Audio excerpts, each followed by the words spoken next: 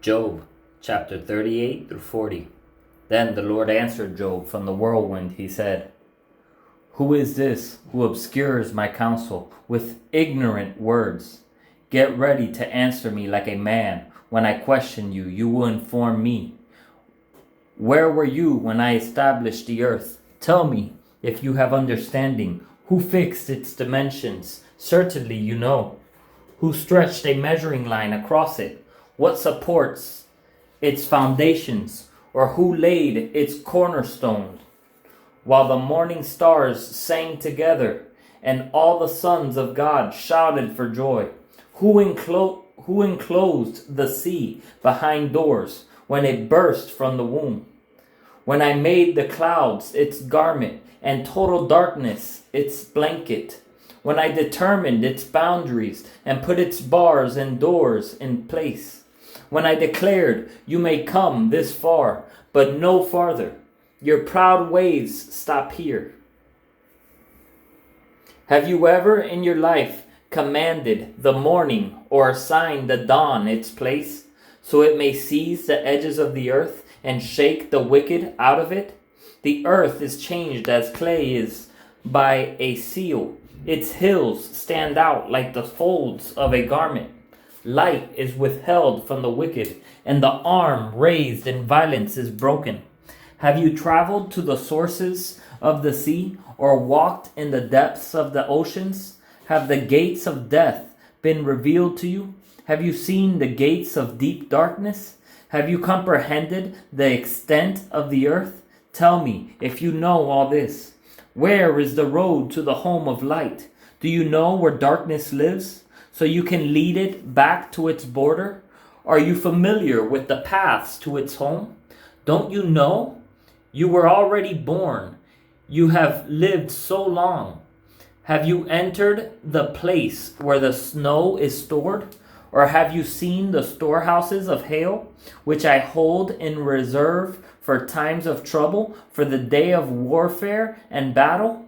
What road leads to the place where light is dispersed? Where is the source of the east wind that spreads across the earth? Who cuts a channel for the flooding rain, or clears the way for lightning to bring rain on an uninhabited land, on a desert with no human life, to satisfy the parched wasteland and cause the grass to sprout? Does the rain have a father who fathered the drops of dew? Whose womb did the ice come from? Who gave birth to the frost of heaven? When water becomes as hard as stone and the surface of the watery depths is frozen, can you fasten the chains of the Pleiades, or loosen the belt of Orion? Can you bring out the constellations in their season and lead the bear and her cubs? Do you know the laws of heaven? Can you impose its authority on earth? Can you command the clouds so that a flood of water covers you? Can you send out lightning bolts and they go? Do they report to you, here we are? Who put wisdom in the heart or gave the mind understanding? Who has the wisdom to number the clouds, or who can tilt the water jars of heaven? When the dust hardens like cast metal and the clods of dirt stick together, can you hunt prey for a lioness or satisfy the appetite of young lions? When they crouch in their dens and lie in wait within their lairs, who provides the raven's food, and its young cry out to God and wander about for lack of food? Do you know when mountain goats give birth? Have you watched the deer in labor? Can you count the months they are pregnant, so you can know the time they give birth? They crouch down to give birth to their young. They deliver their newborn. Their offspring are healthy and grow up in the open field. They leave and do not return. Who set the wild donkey free? Who released the swift donkey from its harness? I made the desert its home, and the salty wasteland its dwelling. It scoffs at the noise of the village and never hears the shouts of a driver. It roams the mountains for its pastureland, searching for anything green. Would the wild ox be willing to serve you? Would it spend the night by your feeding through? Can you hold the wild ox to a furrow by its harness? Will it plow the valleys behind you? Can you depend on it because its strength is great? Would you leave it to do your hard work? Can you trust the wild ox to harvest your grain and bring it to your threshing floor? The wings of the ostrich flap joyfully, but are her feathers and plumage like the stork's? She abandons her eggs on the ground and lets them be warmed in the sand. She forgets that a foot may crush them, or that some wild animal may trample them.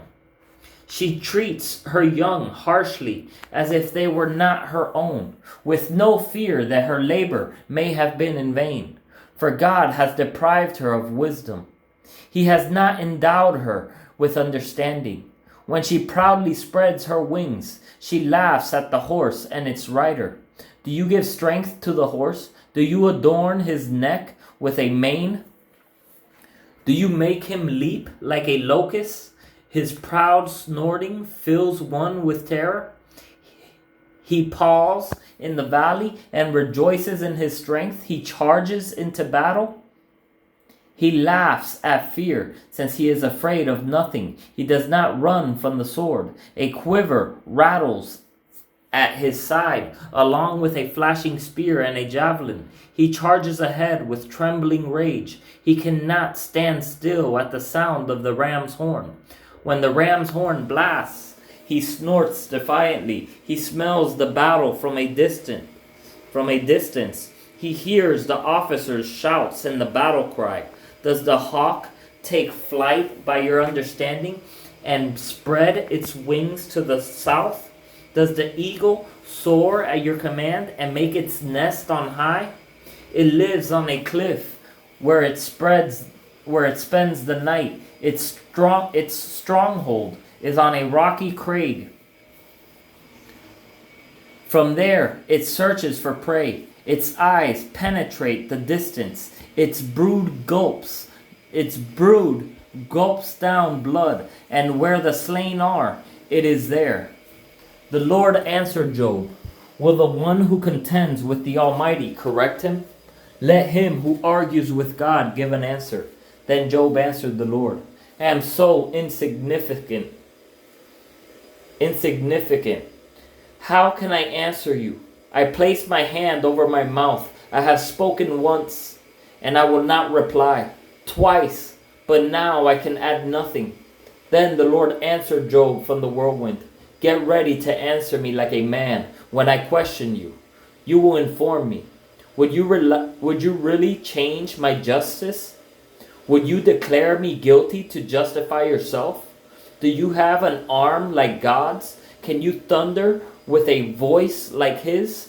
Adorn yourself with majesty and splendor, and clothe yourself with honor and glory. Pour out your raging anger. Look on every proud person and humiliate him. Look on every proud person and humble him. Trample the wicked where they stand. Hide them together in the dust. Imprison them in the grave. Then I will confess to you that your own right hand can deliver you. Look at Behemoth, which I made along with you. He eats grass like cattle. Look at the strength of his back and the power in the muscles of his belly.